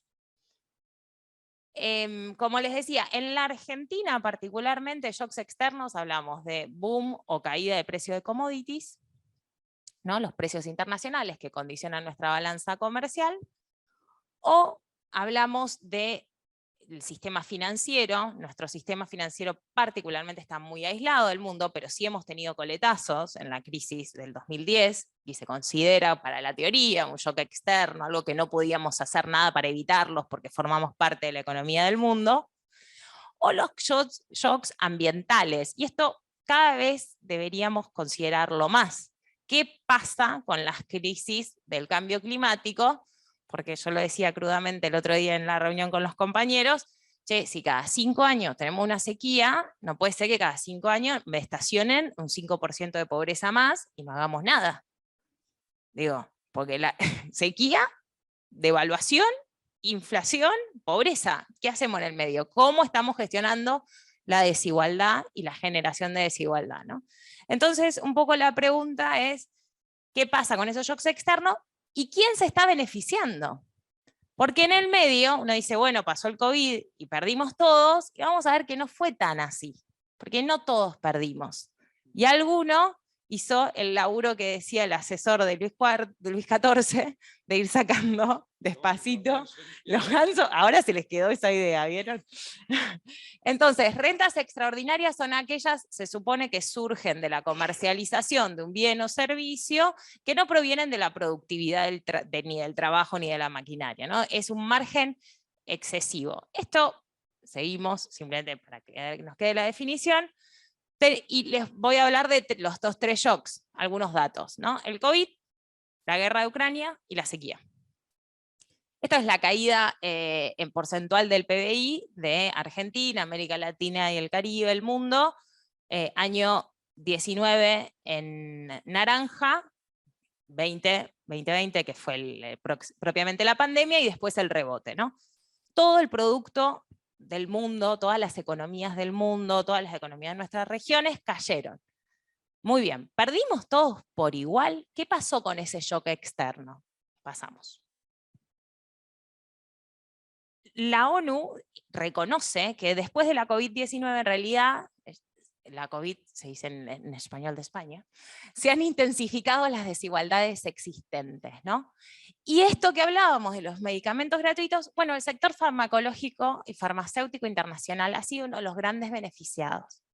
¿Con qué? Con todos los estados de los diferentes países del mundo haciendo compra masiva de vacuna. La verdad que la rentabilidad de Pfizer, la rentabilidad de muchas empresas se fueron por las nubes. Y al mismo tiempo, obviamente, las personas que viven de su trabajo, que tienen que llegar a fin de mes en pesos, se vieron expuestas a mayor vulnerabilidad en todo el mundo. ¿Pasamos?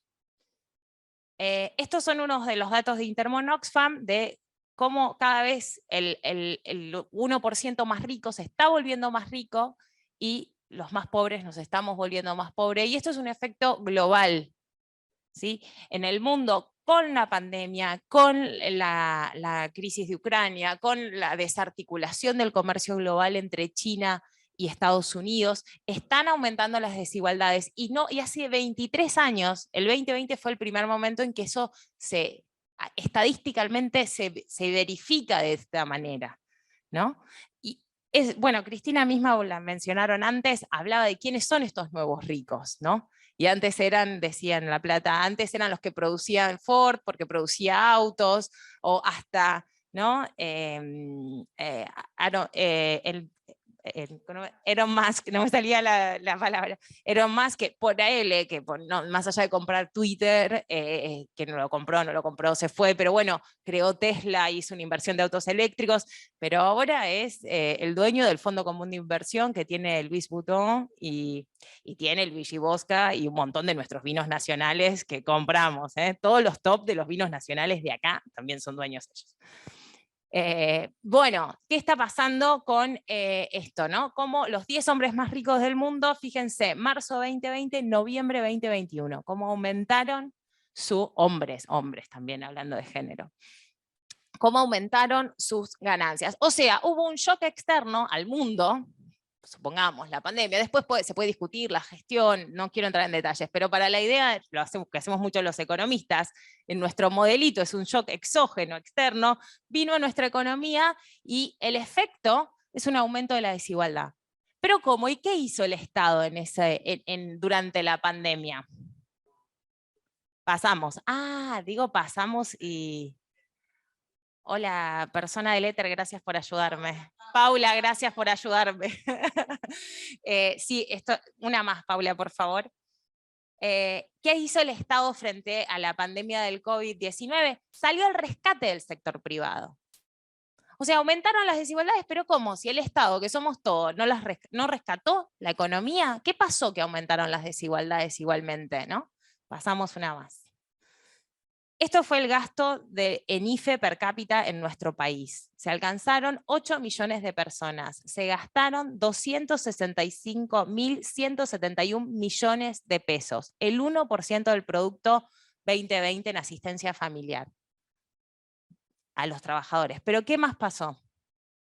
También se le dieron a las empresas, a los comercios, a los restaurantes, a las industrias, en el ATP, ATP1, ATP2. Y además, ¿qué pasó? Una más. Y además se dieron créditos a tasa 0, a tasa 24, PYME Plus. La consecuencia de eso, hoy las principales empresas de la Argentina tienen mejores balances que durante el macrismo, no tienen prácticamente deuda ni en pesos ni en dólares, y la deuda la tiene el Estado. Voy a decirlo. Digo, conseguimos limpiar, se dice así, los balances del sector privado argentino, ¿sí? Con el esfuerzo de todos los trabajadores. ¿Sí? Porque esto es el Estado Nacional poniendo plata, ¿sí? En sectores estratégicos. ¿Qué más pasó? Ese es el shock 1. Shock 2, y voy pasando. La guerra entre Rusia y Ucrania. Acá donde leen caída es lo que quedó mal tipeado, es alza de los precios internacionales, ¿sí? Por favor, no se confundan. Saben que Ucrania es uno de los principales productores de trigo, ¿sí? y además influyó en todo el comercio agroindustrial. El precio de la soja subió 9,4%, el trigo 33,7%, el gas, el petróleo, etc. Acá no se paró el mundo, aumentaron los precios. ¿Y qué pasó? Las grandes, el señor Cargill aumentó sus beneficios. Las grandes multinacionales que se encargan de la distribución de granos, que son 5, ¿sí? Cofco, Cargill, y yo ni me sé los nombres, pero Golfus, ¿alguien se acuerda? Greyfus, ¿y quién más? Vicentín, bueno, ahora Vicentín ya debe haber quedado atrás. Bueno, son 4 o 5, aumentaron sus beneficios mientras había muertes, mientras había situaciones de inseguridad alimentaria, de hambre, de hambruna, etc. Pasamos una más. Intermon Oxfam, de nuevo, las consecuencias de la guerra y la pandemia, entre las dos cosas, ¿no? El cúmulo de la crisis de la pandemia de la COVID-19 en el aumento de las desigualdades y alza de los precios de energía y de los alimentos podían arrastrar, esto es un informe 2022, así que efectivamente ya lo hicieron, a la pobreza extrema a 263 millones de personas en el 2022. Equivale a 1 millón de personas cada 33 horas. En el 2022, entre el efecto del COVID y la guerra, 1 millón de personas cada 33 horas cayó en situación de extrema pobreza. Entonces, ¿qué hacen nuestros sistemas tributarios frente a esto? ¿Qué pasó? Bueno, acá sí pudimos hablar con la guerra entre Rusia y Ucrania del famoso efecto de la renta extraordinaria, sobre todo en las energéticas. Se habló, pero no se convirtió en ley en nuestro país. ¿Te imaginas que no tuvimos ni presupuesto? Ya, mucho menos la renta inesperada. Ah, me olvidé. Ahora lo vamos a ver. Durante el COVID sí conseguimos el aporte a las grandes fortunas. Ahora lo vamos a ver un poquito más. Pasamos una más, Paula, por favor. Y el shock 3, la sequía, con un efecto climatológico nacional, ¿sí? que se estima que el efecto global sobre el Producto Bruto Nacional es alrededor de 20.000 millones de dólares, ¿no? Con una caída, con un rebote en la caída de todo el sector de alrededor de 5 puntos del producto, ¿sí? Ahora, ¿qué pasa? ¿Qué pasó en esto? Bueno, una sequía, que es los años más secos en los últimos 14 años, unas pérdidas del sector, etc. Un sector económico que no concentra tantos trabajadores y sin embargo tiene un efecto dramático para nuestra economía por la posición estratégica en la generación de divisas, ¿sí? Un shock externo. ¿Qué hizo el gobierno nacional? Una más, Paula. Bueno, le dimos fondos al sector. Fondos de anticipo de impuesto a las ganancias, suspensión de juicios de ejecución fiscal, desafección del cálculo de impuesto a las ganancias, líneas de crédito subsidiada, derogación, bueno, y el dólar soja. ¿Sí? Entonces, los shocks externos, pareciera que se nos hace realidad esto que funciona mucho en el capitalismo. Yo lo puse en 3 shocks que nos tocan de lleno en la crisis que está viviendo hoy la Argentina, por la cual nos cuesta mucho dominar la inflación, tener anclaje y tener una moneda nacional, porque cada uno de estos shocks nos drenan como economía y nos dejan sin herramientas para la construcción de una economía nacional. Lo que sucedió fue esta máxima: se socializaron las pérdidas extraordinarias, pero todo el tiempo se privatizan las ganancias extraordinarias. Y la pregunta es, ¿cómo hacemos para revertir esto? Porque entiendo que a nadie nos gusta que esto suceda, y como les decía, es una tendencia global, ¿sí? de cómo el capitalismo está actuando en el mundo, pero sin lugar a dudas tenemos que tener esa imaginación de la que hablaba la compañera antes, esa capacidad, esa decisión política para revertirlo en nuestro país. Una más, Paula. Un antecedente de fracaso y un antecedente de éxito, de cuando intentamos meternos con esto de las rentas extraordinarias.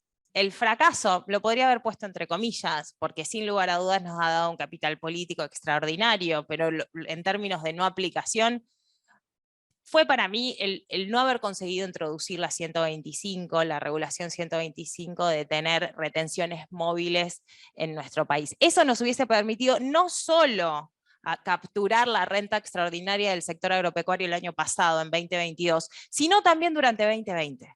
Si nosotros hubiésemos, algo que nadie discutió, pero en el 2020 el sector agropecuario nacional tuvo rentas extraordinarias por precios extraordinarios de las commodities en el medio de la pandemia.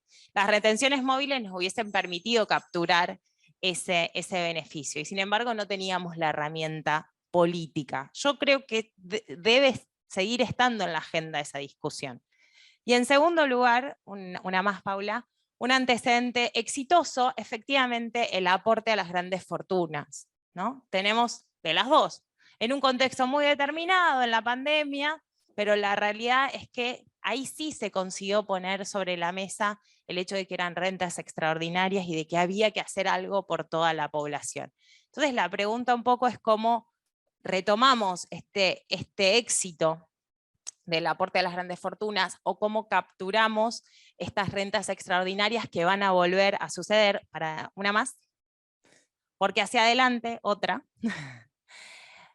Este es el forecast, lo que espera el Fondo Monetario Internacional de los precios internacionales. Espera cierta estabilidad de energía, de metales, pero están por arriba del 100, que es la base 100 del 2015, o sea, siguen siendo elevados los precios internacionales de las commodities, o sea que no habría por qué resignar políticamente una discusión sobre una nueva 125, o como la querramos llamar para que nos dé la correlación de fuerzas, pero hoy con el dólar soja efectivamente se licúa la retención, por ejemplo, de la soja, y sin embargo podrían estar teniendo aportes, rentas extraordinarias inmediatamente. Entonces, con la excusa del desequilibrio macroeconómico financiero, producto también de que nos dejan sin moneda, ¿sí? Con esa excusa evitan el pago sobre sus rentas extraordinarias y sobre retenciones. Una más.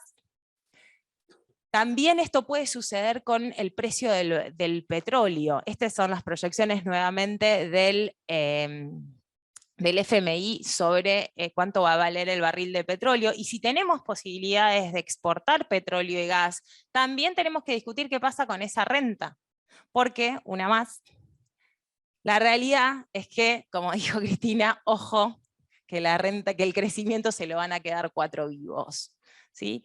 Entonces, para ir cerrando ya mi presentación, la realidad es que me parece que tenemos que efectivamente gobernar estas rentas extraordinarias, o al menos pensar en un sistema tributario que elimine efectivamente subsidios cruzados a sectores concentrados, que adopte medidas flexibles frente a esos shocks externos, tanto positivos como negativos, pero que nos dé la posibilidad de responder a favor de las mayorías frente a estos shocks externos, y que utilice esos recursos para efectivamente construir las reservas internacionales de nuestro país e ir allí por la eliminación de esta economía bimonetaria, por generar esa estabilidad que tanto necesitamos, que es la manera de terminar con la inflación, que es la enfermedad de esta economía que no consigue entrar en su normalidad, y también financiar de esa manera la modernización del Estado. Muchas gracias.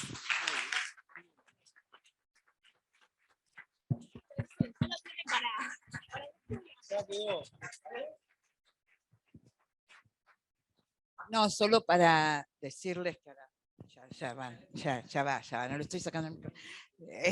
No, que hay muchos mensajes en el chat, que es el que yo estoy mirando para ustedes, para agradecerles, para decirles que está muy claro. ¿Qué dijiste? Sí, sobre todo. No, muy bueno.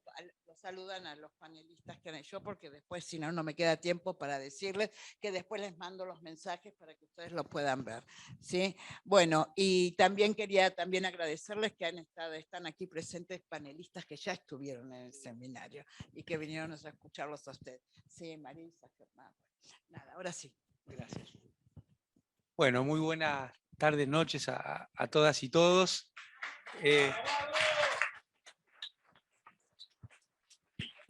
Esperen para aplaudir, esperen. No sacan los rulos. Yo no me pienso sacar los ruleros, les aviso. Por largo, por lo menos hasta el día de la elección, claro. Decir realista por las dudas. Por lo menos.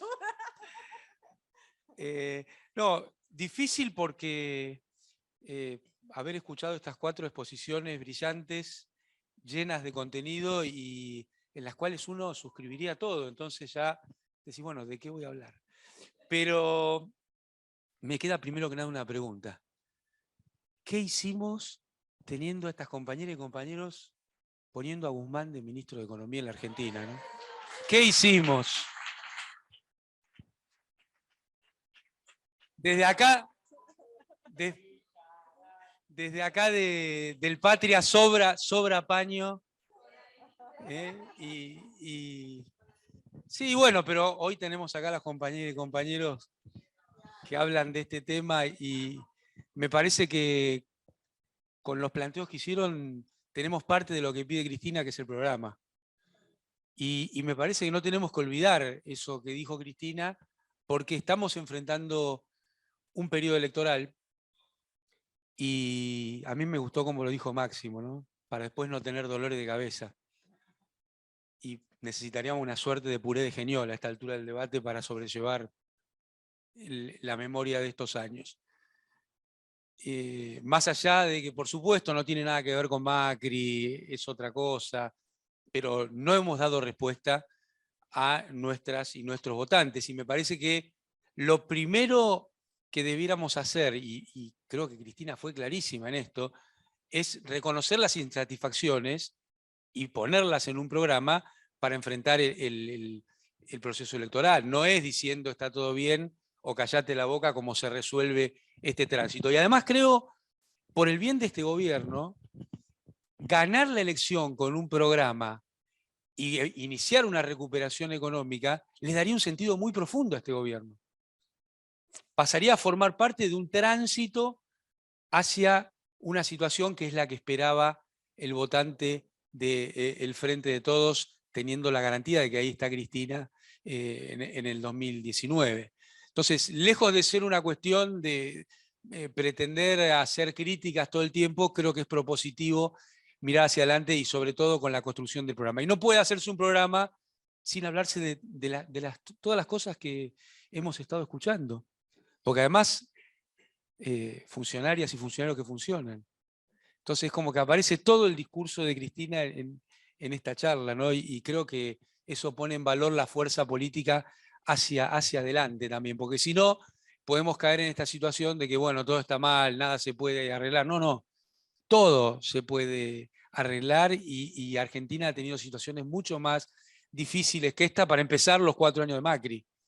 Entonces yo creo que tenemos que usar el pensamiento crítico para construir hacia adelante, en forma propositiva, en forma amorosa, en forma de compañeras y compañeros. Pero eso implica no callarnos la boca y no pretender esconder los problemas que hay, porque si no, es muy difícil que alguien nos escuche de verdad, ¿no? Y me parece que eso es un poco lo que sentimos todas y todos que está ocurriendo. Ahora, en esto que decían las compañeras y compañeros, yo creo que el problema del siglo XXI es el problema de la distribución del ingreso.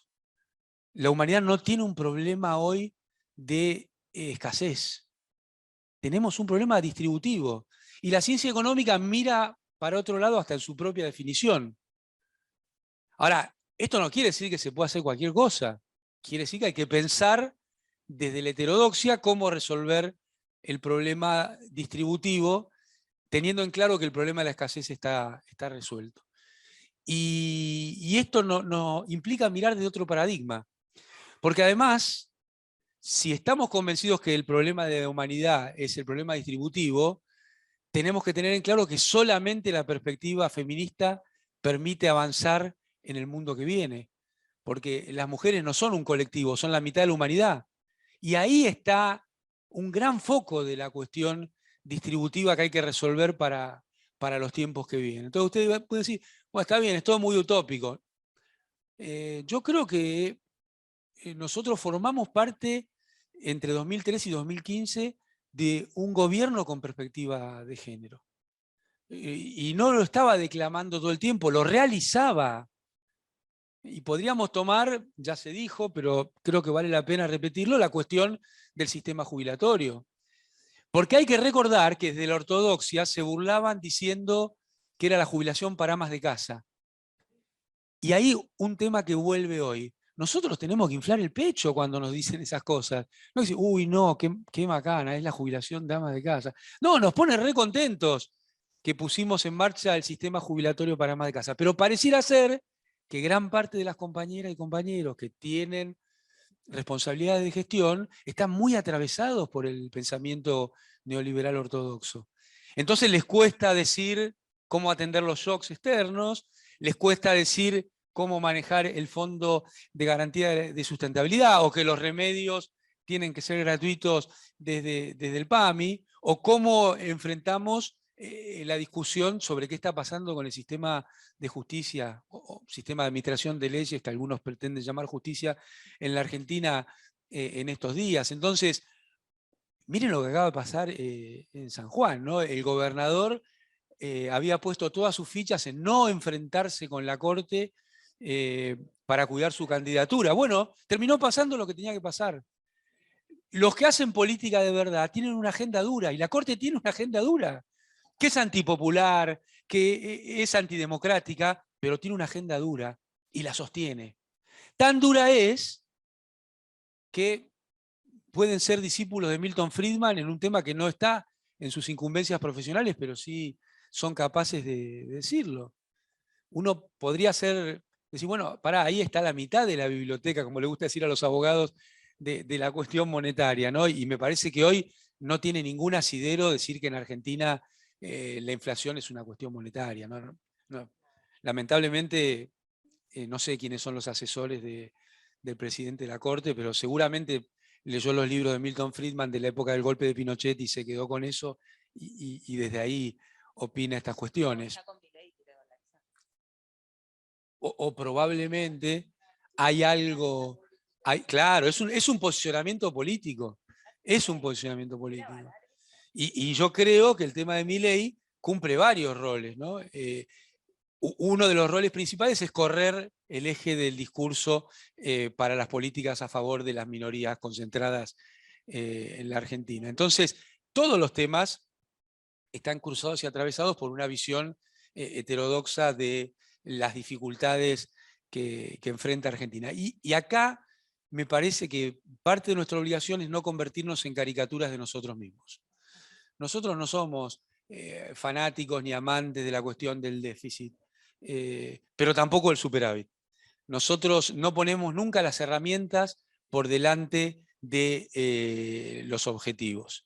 Y el tema presupuestario es una herramienta más. Entonces no puede ser que nuestro gobierno diga peleamos con la bandera del superávit, porque nuestra bandera es la justicia social. Ese es el único objetivo. El resto es todo instrumental. El resto es todo instrumental. Y me parece que ese es el debate que tenemos que atrevernos a dar.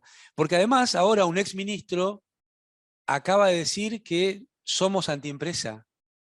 Yo me haría una pregunta, Culfas. Culfas que es un fenómeno, ¿no? Porque él siempre escribe unos libros... No, siempre escribe unos libros extraordinarios, pero cuando le toca a él, cero alás. Entonces yo le diría, te felicito por los libros, escribí mucho más y sé menos funcionario. Menos funcionario.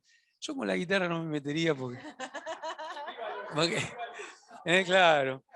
Es un hobby muy hermoso como para... claro. Pero fíjense, ¿no? Porque Cristina está proscripta. No hay duda que está proscripta. ¿Cómo algunas compañeras y compañeros pueden entrar en la discusión semántica, jurídica de si está... Miren, ¿saben desde cuándo está proscripta Cristina? Desde antes de asumir la primera presidencia, cuando hubo empresarios que fueron a pedirle a Kirchner, no la pongas, miren qué actitud machista, ¿no? No la ponga a Cristina. Bueno. Pero ahí empezó el proceso de proscripción de Cristina Fernández de Kirchner, que después tiene todo un desarrollo y un despliegue muy violento, que atraviesa el cuerpo de una mujer en forma permanente, y de una mujer con responsabilidades. Pero uno podría decir que el segundo paso es la 125 que recordaba Delfina, donde hubo un intento de golpe de Estado, donde se buscaba que el gobierno no pudiera seguir. Y después con el despliegue del partido judicial, desde el año 2011, 2012, tal vez antes, también formaba parte de la proscripción. Y tiene dos momentos estelares, diría Stefan Zweig, en en el momento de que le gatillaron un revólver en la cabeza, y todavía estamos viendo si eso, y bueno, pero más o menos, y hemos reaccionado bastante poco, ¿eh? Bastante poco hemos reaccionado. No está bien eso. Y después la condena, que es una parodia de sentencia, como ha sucedido en los casos del Lofer, para convalidar una sentencia mediática que ya se había producido mucho tiempo antes. Entonces parte del sistema judicial lo que hace es convalidar sentencias mediáticas, sin importar ningún apego a los mínimos procesos que marca la ley, porque los cronogramas judiciales en todos nuestros casos no están regidos por el Código Procesal Penal, sino por el Código Electoral. Y lo estamos volviendo a ver. Entonces, ¿cómo vamos a discutir si Cristina está o no proscripta? Además, con la claridad que lo explicó, los por qué. Bueno, ¿qué quiero decir? Este tema que estuvo dando vuelta del uso de la palabra, miren, el que designa, asigna. Cuando designás las cosas, asignás recursos también. Y asignás el supuesto sentido común, que es el sentido de la clase dominante permeando en cada discurso que se produce. Entonces, no es un tema menor el que se tocó acá respecto al uso del lenguaje tampoco. Porque así llegamos a discutir si Cristina estaba proscripto o no, o si fue un atentado o no, o si fue un magnicidio o no. Y entonces, claro, vivimos en una democracia de una intensidad muy pequeña. Y lamentablemente, nuestro gobierno dio un paso más en limar la democracia con el acuerdo con el Fondo Monetario Internacional. Porque ese acuerdo nos quita la soberanía monetaria, nos quita la soberanía fiscal, nos quita la soberanía tributaria, nos quita la soberanía previsional. Ya Guzmán mentía con esto cuando se firmó el acuerdo. Muchos dijimos que venía el caballo de Troya de lo previsional ahí adentro, porque había una comisión. No, es mentira. Mirá cómo era mentira. Todavía se está discutiendo si Argentina puede o no tener una moratoria. ¿Quién mentía? ¿Nosotros o el ministro Guzmán? No hay duda quién mentía. Entonces, esta cuestión de patria o colonia es el eje de los problemas de Argentina de hoy. Porque nuestros funcionarios van a Washington a buscar seguir discutiendo el acuerdo con el fondo, porque hay que discutirlo, y en esto Cristina fue clara también, y fuimos por lana y volvimos esquilados, porque no solo no se modificó el acuerdo, sino que nos volvimos con restricciones sobre la política exterior. Entonces, estamos construyendo un no país. Un país que no tiene política monetaria, no tiene política fiscal, no tiene política exterior, no es un país. Y ahí nos quiere llevar Milei también. Sea presidente o con su discurso. Para que Argentina no tenga moneda. Podríamos hablar horas de las experiencias de los países que decidieron no tener moneda. En las versiones más obvias y en las versiones menos obvias. ¿Qué sucede en Grecia? ¿Qué sucede en Italia? ¿Qué sucede en España? ¿Cuáles son los problemas distributivos que enfrentan esas sociedades? ¿Cuáles son las decisiones que pueden tomar? Porque, en definitiva, la disputa global de hoy, es cierto que hay una discusión geopolítica, que por primera vez tenemos chance de tener otros ejes a donde anclar algunas políticas, pero no nos equivoquemos. Los problemas de Argentina no se solucionan haciendo lo que dice China. China es una gran oportunidad porque hay una disputa sobre el sentido de la economía y el rol del dólar en la vida de las sociedades.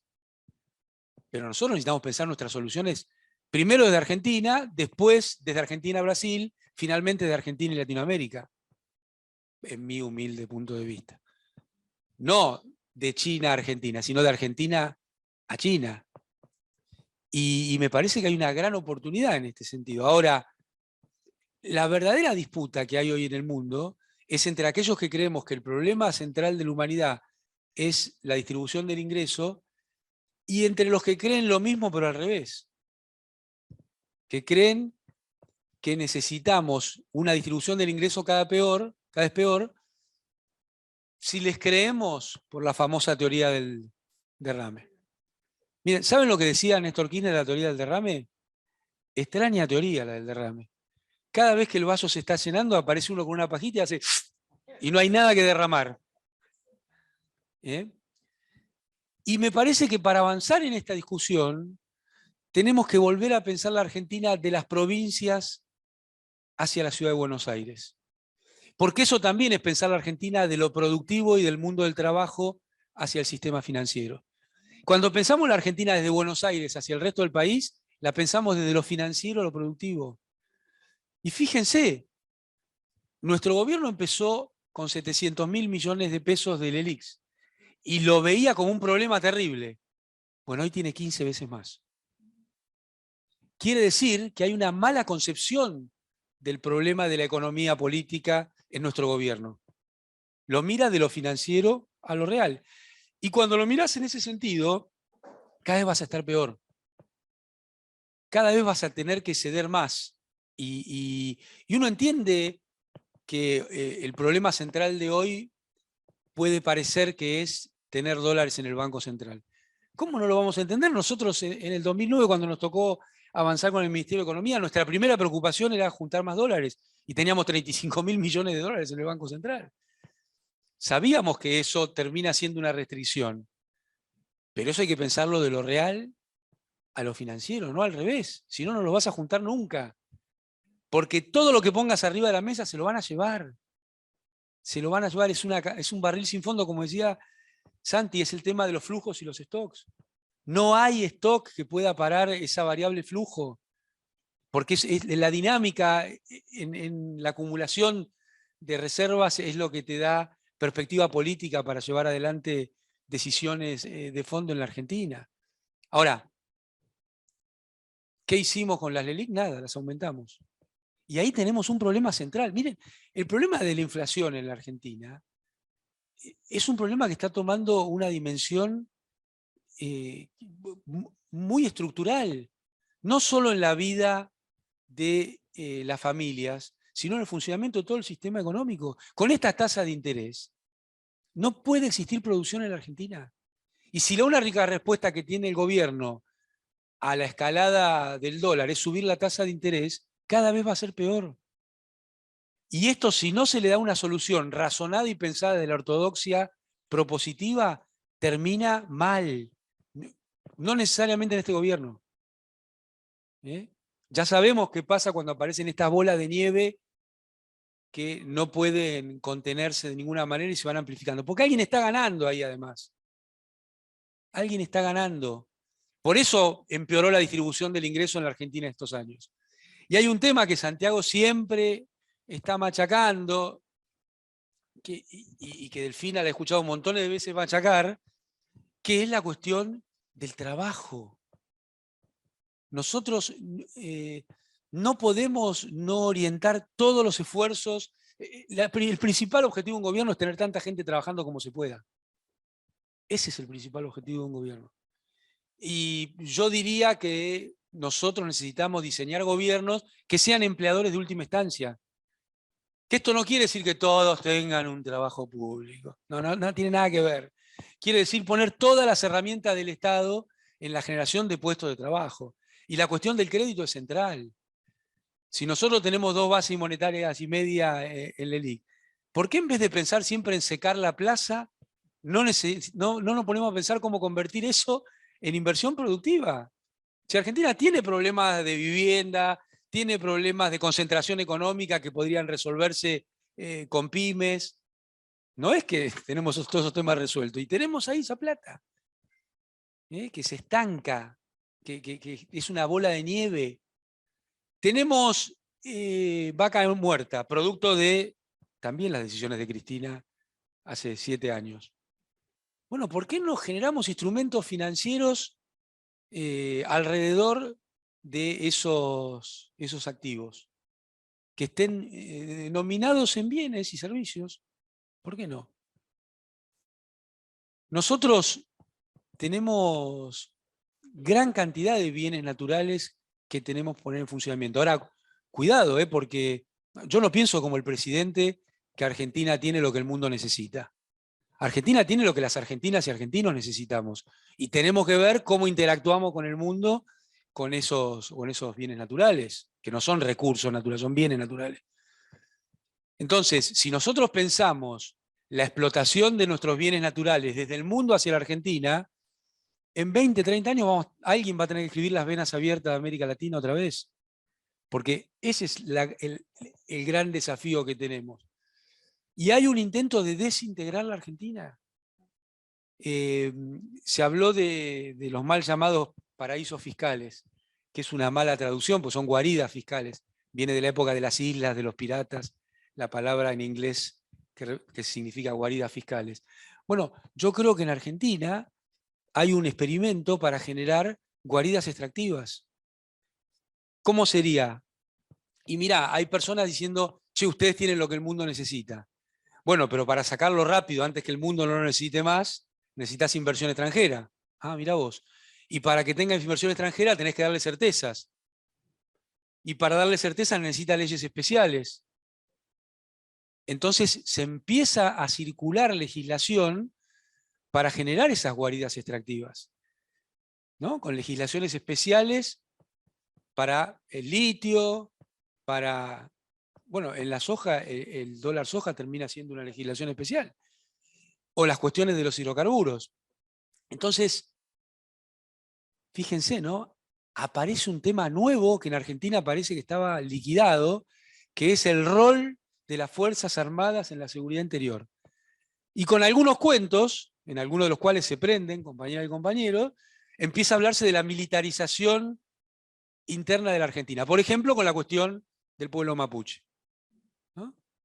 Una guerra que, no sé, es una guerra bastante extraña, pero dicen, no, hay que mandar el ejército. ¿Hay que mandar el ejército para qué? Porque ya hay una experiencia con lo de Lewis, ¿no? De esto de las guaridas internas dentro de Argentina. Y flor de guarida, porque es visitada por personas muy importantes. Flor de guarida. Entonces, el otro tema, ¿alguien cree que la participación de las Fuerzas Armadas va a resolver el problema narco? Pregunten en México. Eso requiere política, es un problema muy serio, muy severo. Requiere al Estado, requiere políticas específicas, pero no es el ejército. Quieren llevar el ejército por otras cosas. Quieren llevar el ejército porque tienen que proteger los puertos privados y todo lo que circula por nuestro río, que alguna vez fue el símbolo de la soberanía, peleando contra 2 banderas solamente, y hoy tiene más de 7 banderitas.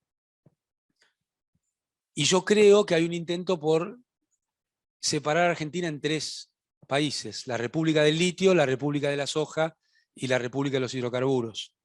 Y si creen que es delirante, escuchen al gobernador de Mendoza, ¿no? Porque está todo arriba de la mesa en la Argentina, todo arriba de la mesa. El que quiere mirar, tiene para mirar. La que quiere mirar, puede mirar. Y a esto tenemos que darle respuestas desde el campo nacional y popular, entendiendo que las herramientas son herramientas y que los objetivos son objetivos.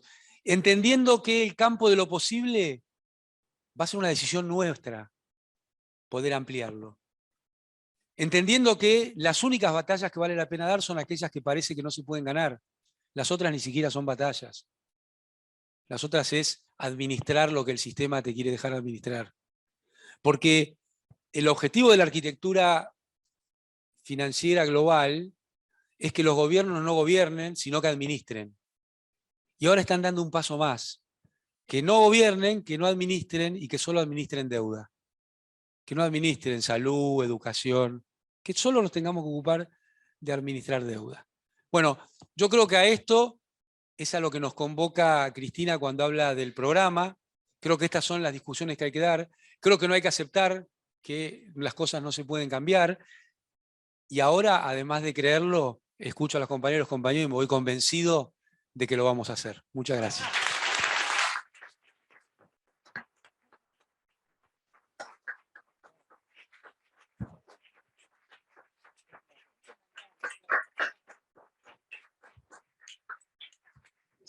Bueno, gracias, genial. Vamos a abrir el Zoom para que saluden los compañeros virtuales, porque acá tenemos los presenciales y ahí están los compañeros, los virtuales que están con las cámaras apagadas, pero porque, Marcel, si les abrís... Sí. Bueno, entonces, mientras se va, Marcelo le va dando cámara y micrófono a los compañeros que están ahí saludando. Verónica Grondona también estuvo aquí como panelista, y ahora está ahí.